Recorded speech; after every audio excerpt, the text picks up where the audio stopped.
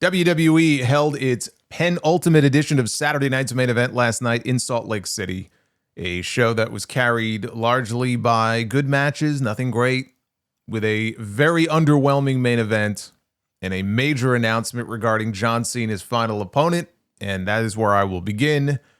John Cena was not there in Utah, but they aired a clip from a sit-down interview that he did with Fox Sports reporter Tom Rinaldi, where he reiterated that after, and he's been very adamant about this, he reiterated that after next month, we will never see him back in the ring wrestling ever again. None of these fake-ass wrestling retirements. He means what he says. December 13th in D.C. will be your last chance to ever see John Cena sporting the jorts in a wrestling ring. And then in a separate video package, Cena said that he's never been one to pick his opponents, and this time will not be any different. He believes the opportunity to wrestle him in his final match should not be given, it should be hard-earned. And so starting a week from Monday, live on Raw in his hometown of Boston, WWE will kick off what they are calling the Last Time Is Now tournament, with a 16-man bracket to decide on his final opponent. And he said that it will include stars from Raw, from SmackDown, from NXT, and even some faces that don't work there from other places. So Meltzer's report of a tournament a few weeks ago was accurate. There was never any chance of them doing a tournament for the World Heavyweight title if this was the plan all along. No way they were going to run two different tournaments like this at the same time on TV, especially since there would, I'm sure, be overlap with some of the names in both tournaments. You just can't do that. It's too bad, but I understand it. As far as this idea, though, I love this idea. This is a coveted spot. It should be treated as such, right? To be able to say that you were the last person to ever step foot in the ring with someone who WWE routinely refers to as the greatest of all time. Everybody should want to be in that spot. And it's a great way to inject some life into these weekly shows, especially on Fridays. They could use it. I like that. I like that it is cross-branded. I don't see why it wouldn't be. I like that NXT is included, because that opens it up to people like Obafemi, Ricky Saints, Javon Evans, right, to be a part of this. And apparently, even Brooks Jensen. I have no interest in seeing Brooks Jensen hogging up a spot in this thing, but he has got an axe to grind with John Cena. He tweeted, "It's been 22 years since John Cena screwed my father's career over. Maybe my time is now."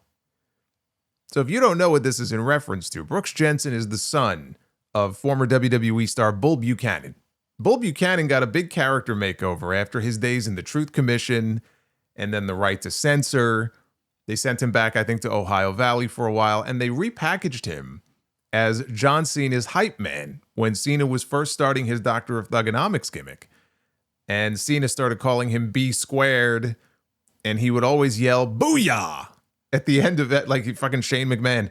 At the end of every Cena freestyle, Cena would finish and he would give him the mic and go, "Booyah!" Right? That was his gimmick. And so I remember they brought him back actually on Raw. God, what year was this? They did a John Cena This Is Your Life segment with Mick Foley as the host.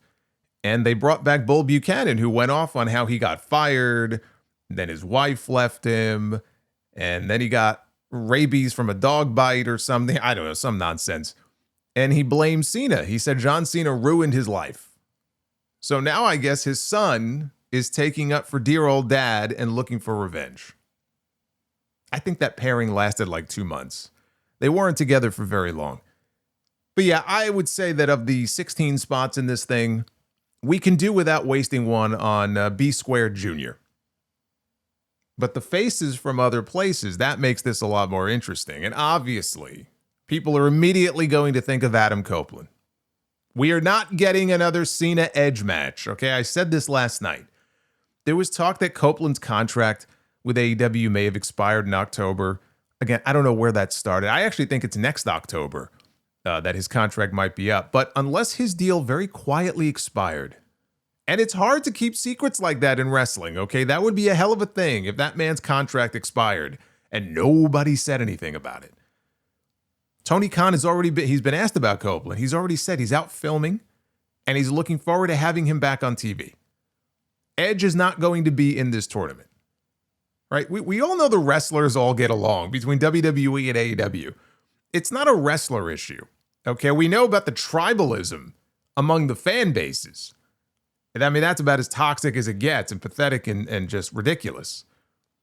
So the wrestlers, they all get along, well, I mean, all but Punk and the Elite, I guess. But the other wrestlers, they get along fine. But do you not understand the hatred that exists between the people who run these two companies? Like, and WWE constantly counter-programming AEW. Yeah, fucking Andrade showing up on Dynamite and then immediately disappearing when WWE reminded him about the non-compete that he has. Fucking Lex Luger said he wanted Sting to induct him into the Hall of Fame this year. I don't know if there were ever any real efforts to make that happen, but he was pretty public about it. And they couldn't even work something out to allow Sting, who was already retired. I mean, I get he may still be under some sort of AEW deal, but he's retired. And they couldn't work something out to allow him to induct one of his best friends into the Hall of Fame. Like, these are not two companies that get along well. Do you honestly believe that Tony Khan would allow WWE to use Adam Copeland and have him lose, no less? Like, I cannot imagine those conversations are happening. You are setting yourself up for some massive disappointment if you are waiting to see him back for this tournament. Now, they're talking about TNA. That's what they're talking about when they say, oh, people from other places who don't work here. And they've got plenty of people to choose from there, like Nick Nemeth, Matt Cardona, Mike Santana, Jeff Hardy. Can you believe John Cena and Jeff Hardy only had one match together? It was a random Raw match like 17 years ago. Joe Hendry. Joe Hendry has been lobbying for a match with John Cena all year. Of course he's going to be in this tournament. And that's to say nothing of all the names that are on the main roster, right? Sheamus should get a spot in there. He's got history with Cena. I could see Miz and Carmelo Hayes having their match in the tournament because we know they're going to have a match soon. Ilya Dragunov. He's been killing it since he came back. He has inherited the U.S. title open challenge that was born out of John Cena's championship run 10 years ago. He's been the one bright spot on SmackDown every week since he came back. But at the end of the day, this is a vehicle for the return of Gunther. Gunther already retired one guy this year, some white guy. I don't know. I think it's pronounced Goldberg. And now he's going to retire John Cena. This tournament is his to lose. I would love to see a Gunther Dragunov final. The Mad Dragon and the Ring General. I would think the finals would be held at Survivor Series because Saturday night's main event is only 2 weeks later. A Gunther Dragunov final in San Diego? Please and thank you.